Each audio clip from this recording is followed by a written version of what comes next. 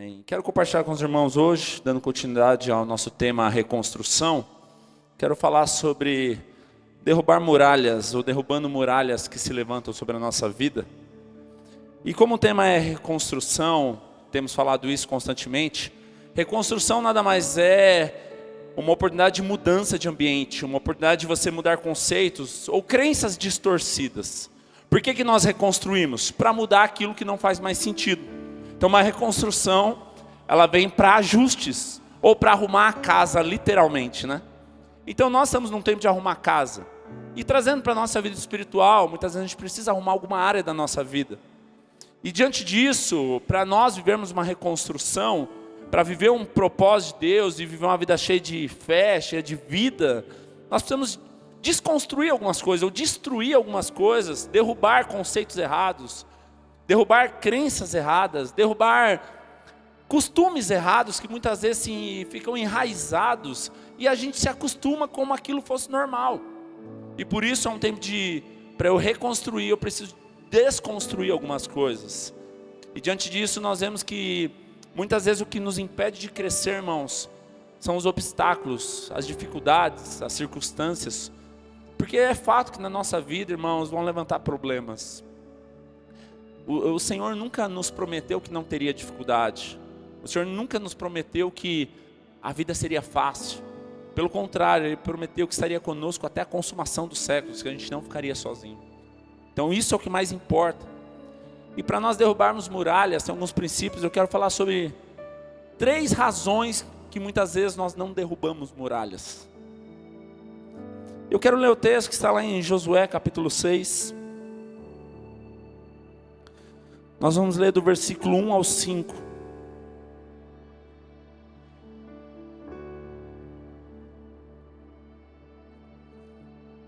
Quem achou, diga amém. A Bíblia diz assim: Jericó estava completamente fechada por causa dos israelitas. Ninguém saía e nem entrava. Então o Senhor disse a Josué: saiba que entreguei nas suas mãos Jericó, e o rei e os seus homens de guerra. Marche uma vez ao redor da cidade com todos os homens armados. Faça isso durante 6 dias. E 7 sacerdotes levarão cada um uma trombeta de chifre de carneiro à frente da arca. E no 7º dia, marchem todos 7 vezes ao redor da cidade. E os sacerdotes toquem as trombetas. E quando as trombetas soarem um longo toque, todo o povo dará um forte grito, e o muro da cidade cairá, o povo atacará, e cada um do lugar onde estiver. Até aí, quero orar com vocês sobre essa palavra. Quero te convidar você a ter sensibilidade nessa manhã, para que o Senhor possa falar ao seu coração, amém? Feche seus olhos. Fala: Senhor Jesus, nós te damos liberdade, assim como o Senhor falou conosco através da adoração, no louvor. Nós queremos ouvir a Tua palavra, Jesus.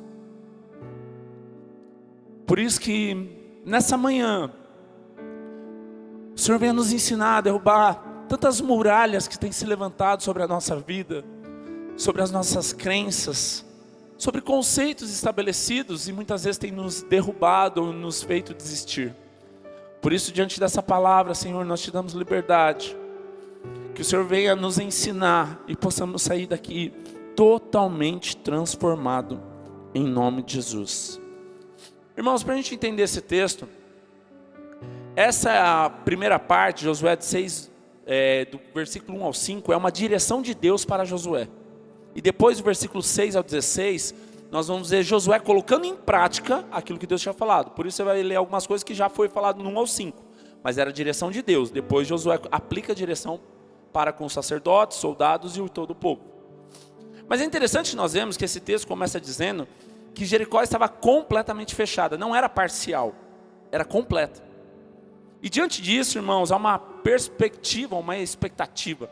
Muitas vezes a gente já para aí, porque a gente já vê que tem um problema, tem uma dificuldade. A cidade está fechada, os muros são altos, são fortes. Como que nós vamos vencer tudo isso? Mas é interessante no texto, no versículo 2, que ele diz que, o Senhor diz: eu já entreguei Jericó nas tuas mãos.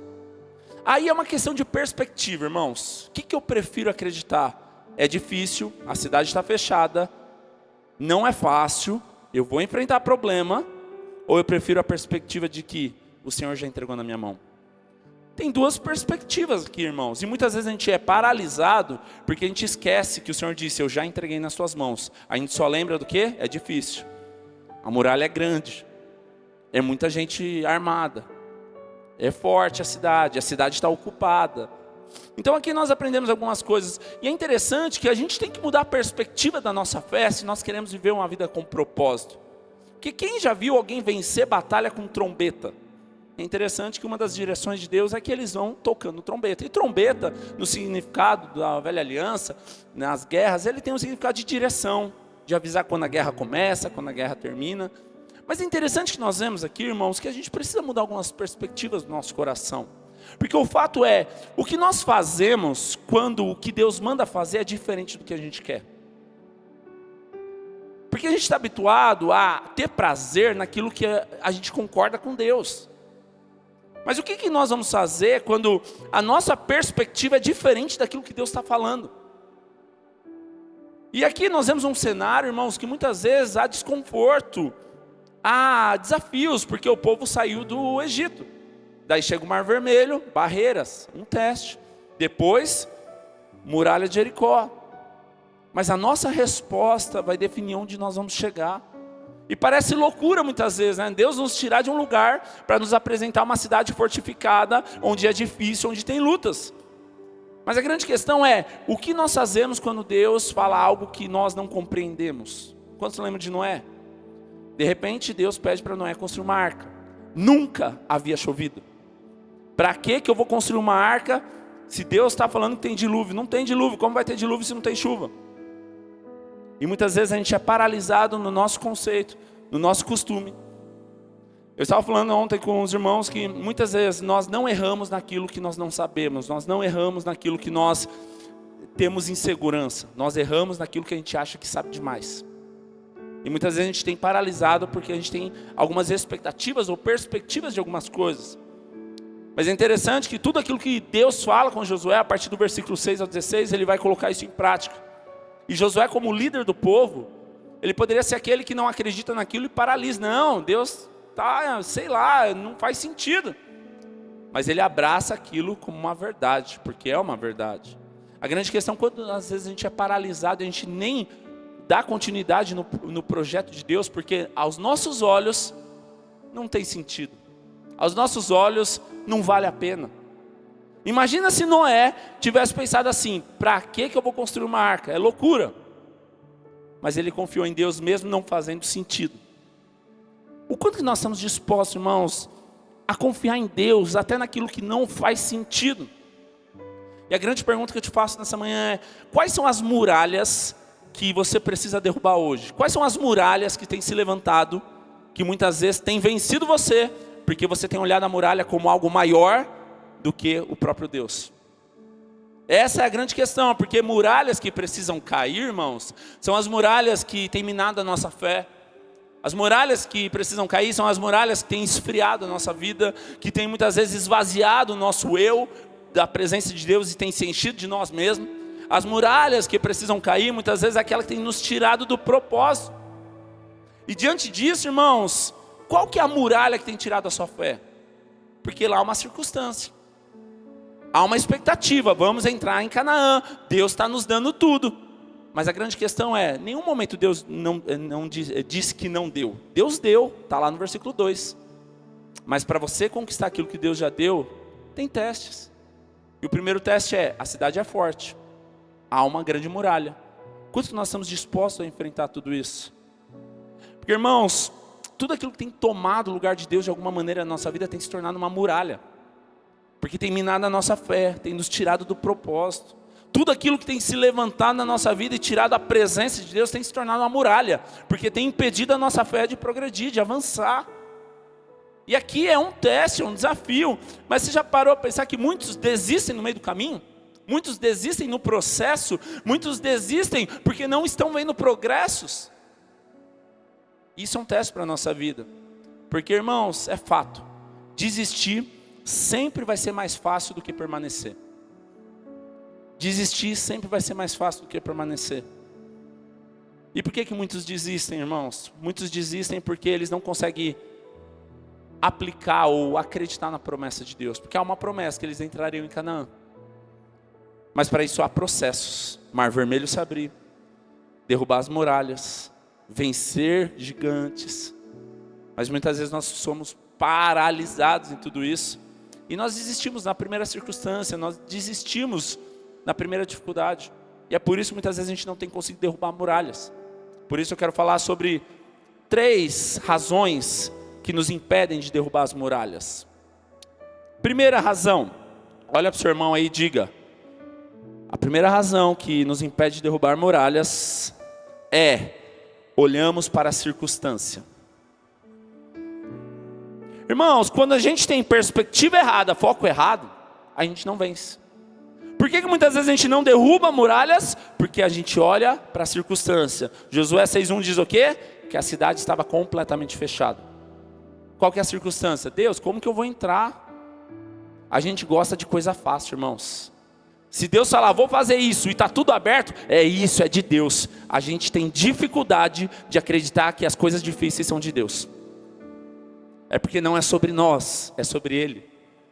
A gente é muito natural e palpável. A gente acredita mais que as coisas de Deus são fáceis do que aquelas que são trabalhosas.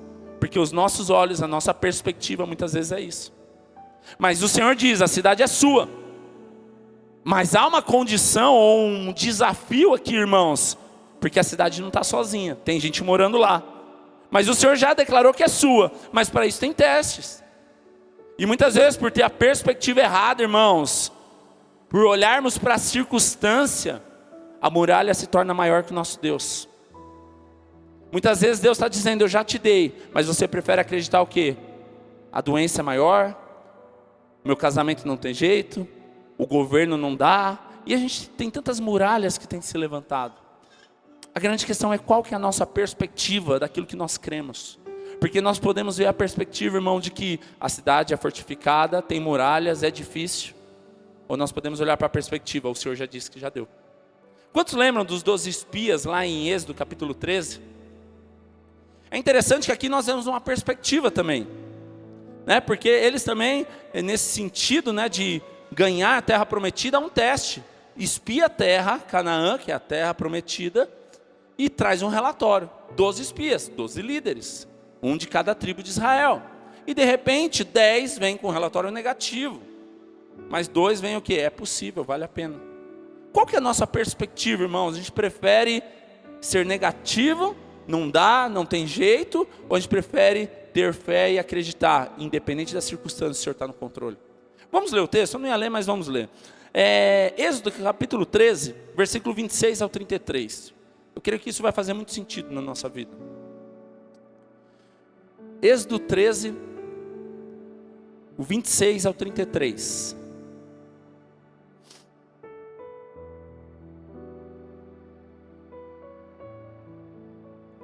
Ixi.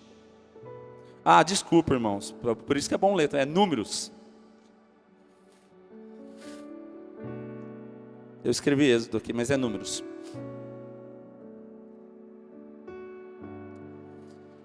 Eles retornaram a Moisés e a Arão e a toda a comunidade de Israel em Cádiz, no deserto de Parã, onde prestaram relatório a eles e a toda a comunidade de Israel e lhes mostraram os frutos da terra.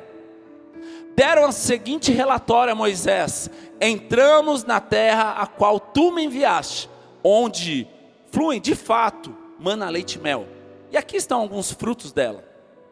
Contudo, porém, o povo que lá vive é poderoso, e as cidades são fortificadas e muito grandes. Também vimos os anequins, gigantes.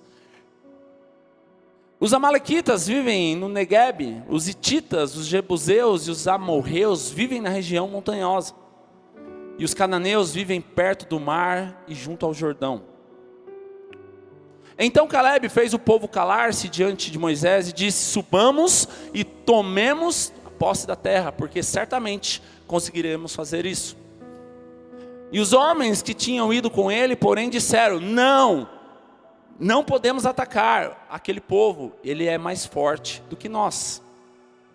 E eles espalharam entre os israelitas um relatório negativo acerca da terra que havia espiado. E disseram: a terra que percorremos para espiar devora os que nela vivem. Amedrontaram o povo. E todos os que vimos são de grande estatura. Vimos também os nefilins, né? Que esses são os gigantes também, isto, e os anequins, diante de quem parecíamos gafanhotos aos olhos deles. Irmão, sabe que esse texto é interessante? Mais uma vez ele fala sobre perspectiva de vencer. É interessante que um versículo diz assim: a terra mana leite e mel. 4 ou 5 versículos diz: mas é difícil, tem gigante, vai dar trabalho, tenho medo. Qual que é a nossa perspectiva, irmãos? Nós muitas vezes estamos falando mais de coisas negativas do que coisas boas. Nós muitas vezes estamos focando mais no problema do que naquilo que Deus tem para nós. Isso é um problema. Todas as vezes que nós olharmos para a circunstância, a nossa vida é paralisada. É interessante que Josué e Caleb dizem: não, para com isso, é possível. Mas dos 12, apenas 2 acreditam na promessa.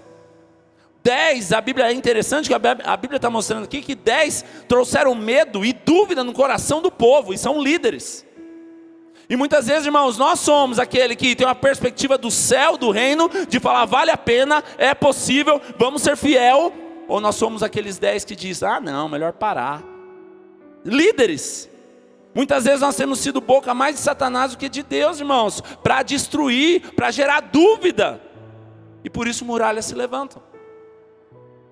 10 dos 12 líderes estão sendo usados para tirar o propósito, para destruir o povo, para fazer o povo desistir, ao ponto de eles dizerem o quê? Era melhor ficar no Egito, era melhor morrer no deserto, mas eu não quero isso para a minha vida.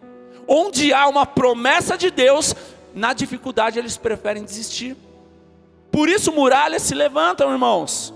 E olha o que diz Números, continuar, o versículo 1 ao 4, são os próximos versículos. Naquela noite, toda a comunidade começou a chorar em alta voz. E todos os israelitas queixaram-se de Moisés e de Arão. E toda a comunidade lhes disse: quem dera tivéssemos morrido no Egito ou neste deserto. Porque o Senhor está nos trazendo. Por que o Senhor está nos trazendo para essa terra? Só para nos deixar cair a espada? As nossas mulheres e os nossos filhos serão tomados como despojo de guerra, aquilo que sobra da guerra? Não seria melhor voltar para o Egito? Disseram uns aos outros: escolheremos um líder e voltemos para o Egito. Irmãos, a perspectiva define onde nós vamos chegar. Todas as vezes que nós olhamos para a circunstância mais do que para o nosso Deus, nós desfalecemos, desistimos e retrocedemos. A grande questão é como que nós estamos lidando com as dificuldades. Porque o povo não faz nada sozinho. O que eles fazem? Eles querem reclamar, eles querem voltar, mas o que eles fazem? Vamos levantar algum líder aqui. Não, sozinho eu não quero fazer, precisa ter alguém para assumir esse BO, porque eu não quero chamar a responsabilidade para mim, mas eu quero reclamar. E a grande questão que nós vemos nesse texto é o seguinte: muralhas se levantam porque nós valorizamos mais a circunstância do que a vida de Deus. E esse é o primeiro problema, voltando para Jericó, que há uma promessa, há uma palavra, que eles vão herdar toda aquela terra, a terra já é deles, mas precisa desocupar. E diante disso, irmãos, nós temos olhado mais para a circunstância, ou nós temos olhado para o nosso Deus?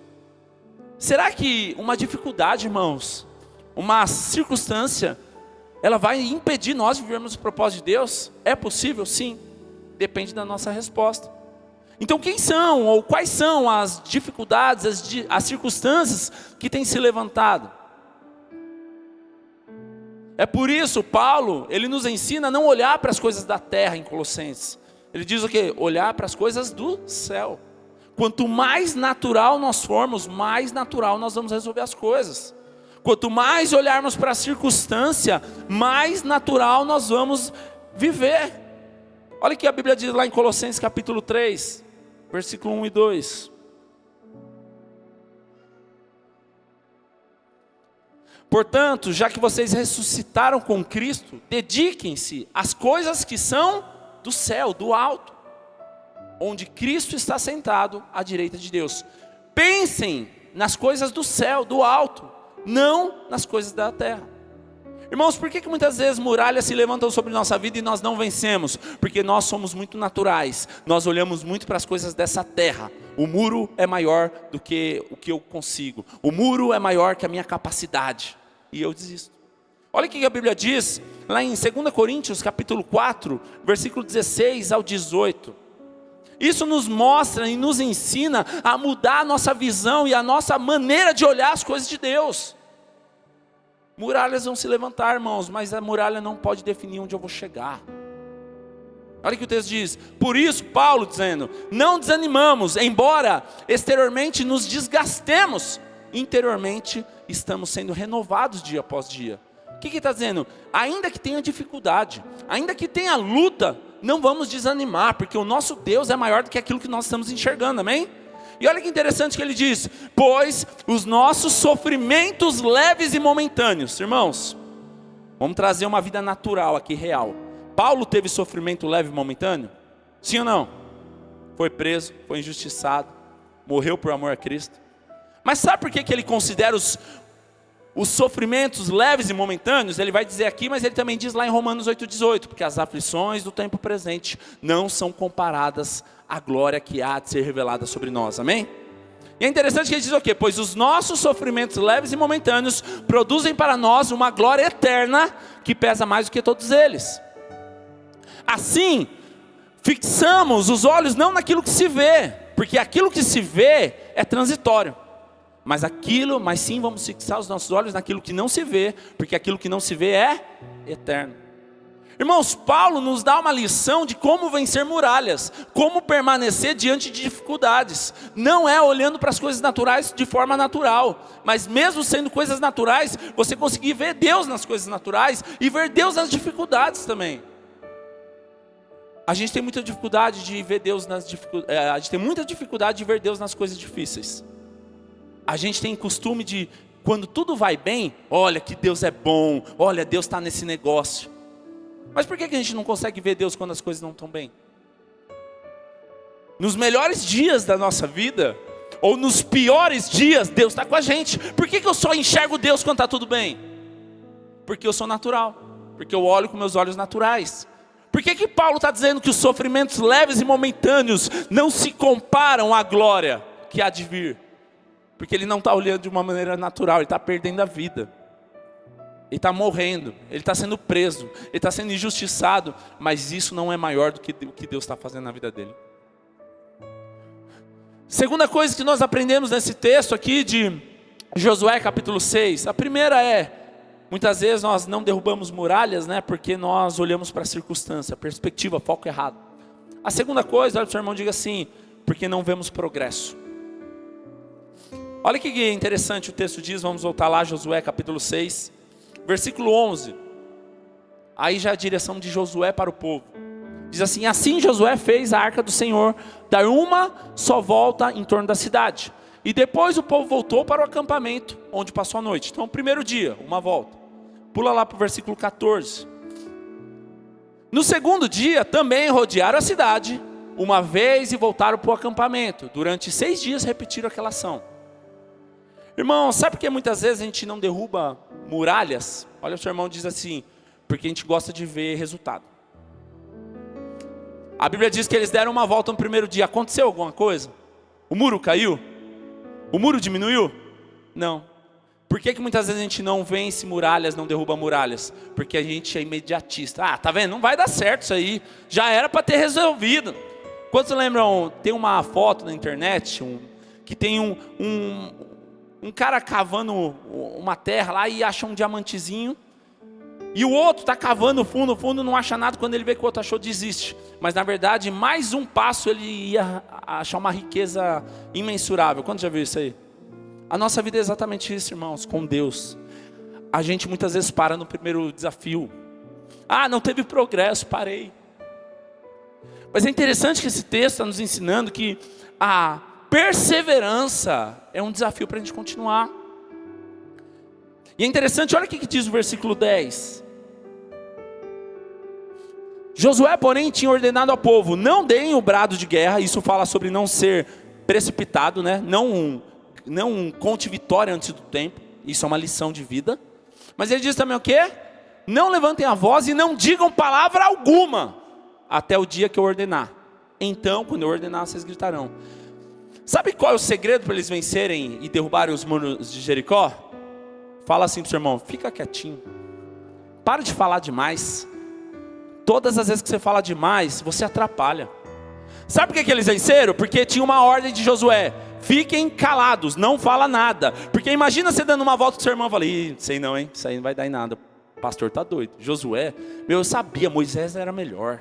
E você começa a minar a fé, você começa a destruir, vai dar certo? É por isso há uma direção aqui. Se você quer ver progresso, aprenda a ficar quieto. Às vezes a gente fala demais e a gente mesmo destrói. Porque a gente às vezes com aquela crítica construtiva, né? De não, eu só quero dar uma ideia aqui, uma opinião, você está matando. Então um dos segredos que eles vencem essa batalha ou destroem esses muros aprenderam a ficar quieto e obedecer. Não, se você não concorda, fala para dentro. Não sei onde vai dar isso não, mas não fala para os outros. Porque com certeza havia uma dúvida no coração. Com certeza fala, a gente é guerreiro, a gente nunca venceu batalha tocando trombeta, dando volta na cidade, dando volta no muro. Mas é interessante, irmãos, que se nós queremos ver progresso, a gente precisa parar de reclamar. Se a gente quer ver progresso, a gente precisa parar de reclamar e começar a agradecer. A reclamação, ela traz a vida. A murmuração, ela traz a vida. Mas a gratidão, ela abre caminho. Lembra o povo no deserto? É esse povo. 40 anos no deserto, porque só reclama. Mas nós vemos Jesus, vou ser breve, que eu já disse isso, mas nós vemos Jesus agradecendo na dificuldade. Não tem comida, 5 pães e 2 peixes para 5.000 homens, fora mulheres e crianças. Sobraram 12 cestos, por quê? Não reclamou, ele agradeceu. O que você faria no lugar de Jesus? Ia reclamar? Os discípulos até então imaturos falam o quê? Manda todo mundo embora. 10 leprosos, a Bíblia diz que 10 foram curados, mas quantos foram salvos? A Bíblia diz que apenas um voltou, e Jesus diz o quê? A tua fé te salvou. Sabe qual é o nosso problema, irmãos? Enquanto nós somos alguém que só reclamamos ou só queremos ser beneficiado, nós só estamos atrás de conquistar bênção. Mas apenas um voltou e recebeu a salvação, porque a salvação é mais importante do que ganhar uma bênção, do que ganhar um presente. Mas é a gratidão que proporciona tudo isso. Então, diante disso, nós precisamos aprender a confiar em Deus. Deus está trabalhando, não depende de nós, mas nós precisamos aprender a obedecer. E se eu quero ver progresso, eu tenho que continuar mesmo quando as coisas não fazem sentido. Diante de Deus, claro, não diante do que eu quero, não algo natural. Mas olha o que diz Filipenses, capítulo 13, 14.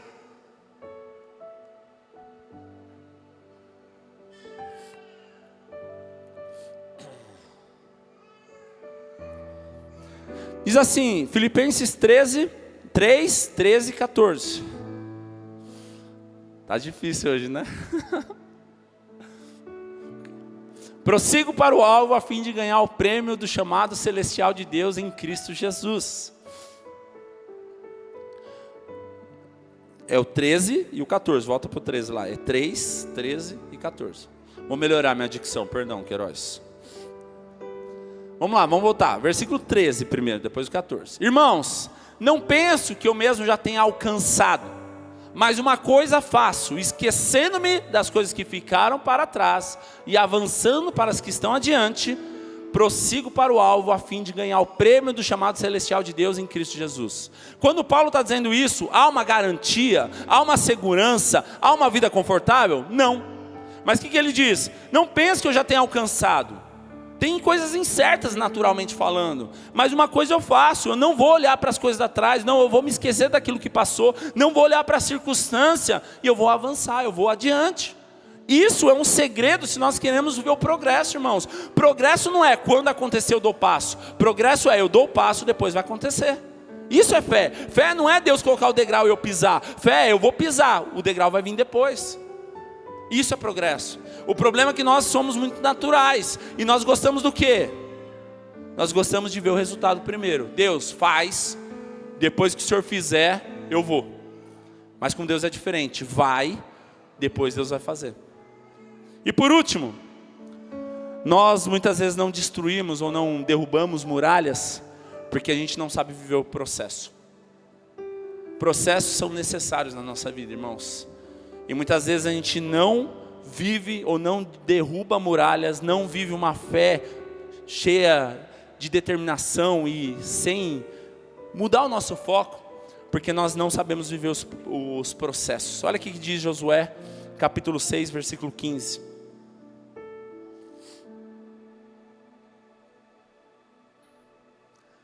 No 7º dia, vamos recapitular, eles já tinham dado a volta nos muros de Jericó por 6 dias, sim ou não? E a cada dia eles davam quantas voltas? Quantas? Uma. Aí chegou no 7º, último dia.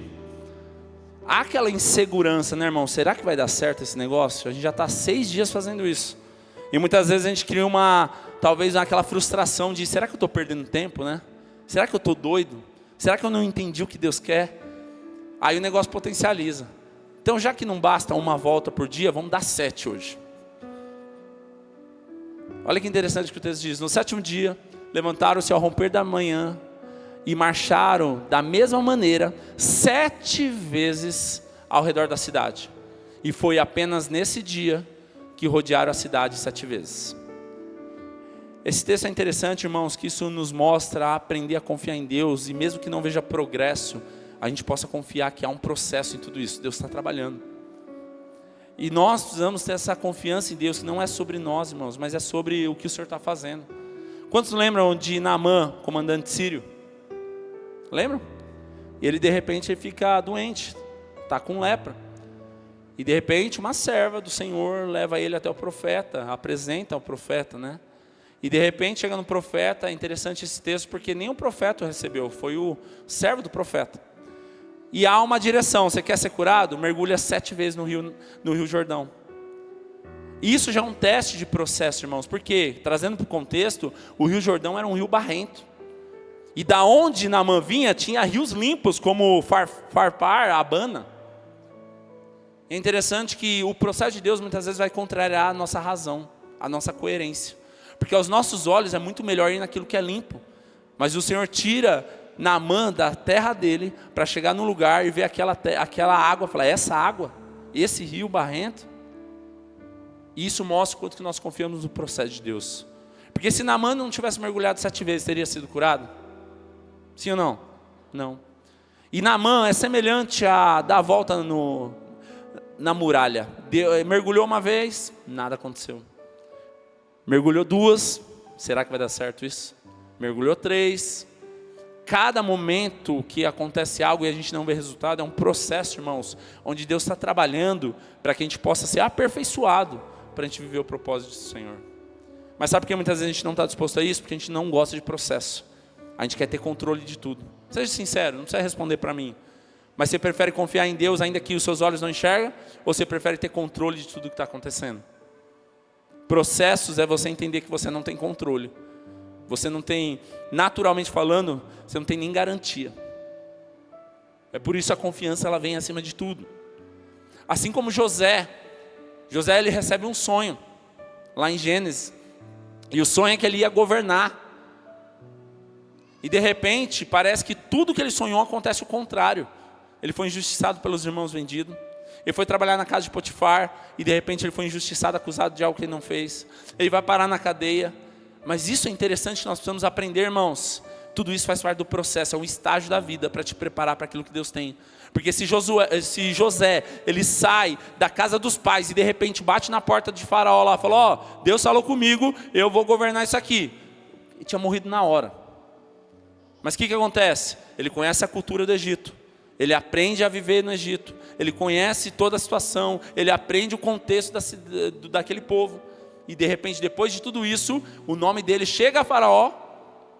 Aí então, ele se torna um grande governador. Sabe qual é o nosso problema? A gente quer o resultado, mas a gente não quer o processo. A gente está disposto a viver o resultado, mas a gente não está disposto a viver o processo. E sem processo, não tem resultado.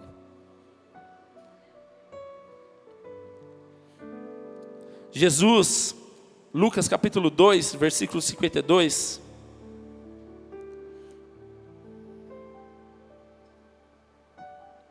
Diz assim, Jesus crescia em graça, estatura e sabedoria diante de Deus e dos homens. Isso mostra um momento de processo na vida de Jesus. Jesus com 12 anos já estava no templo, mas Jesus começa o ministério com 30. Quanto tempo durou o processo do ministério para preparar o ministério de Jesus? 30 anos. Quanto tempo durou a execução do ministério de Jesus? 3 anos e pouco. Sabe qual é o nosso problema? A gente valoriza muito mais o resultado que o processo, mas o processo, ele demora muito mais tempo do que o resultado. A gente gosta de ver que Jesus trabalhou em 3 anos, fez maravilhas, mas a gente esquece que Jesus viveu 30 anos na terra e o ministério dele não tinha começado.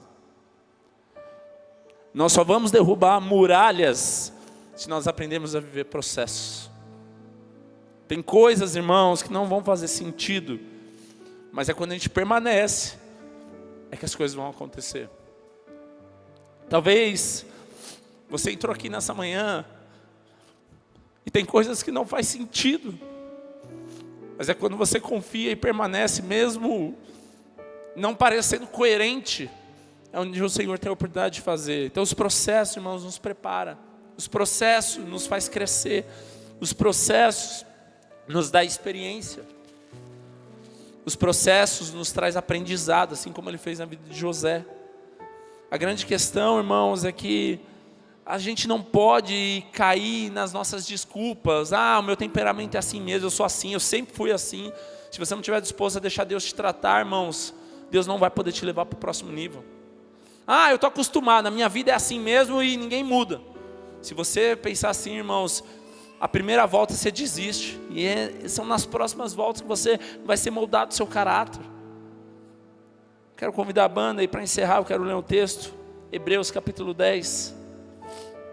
Versículo 35 ao 39.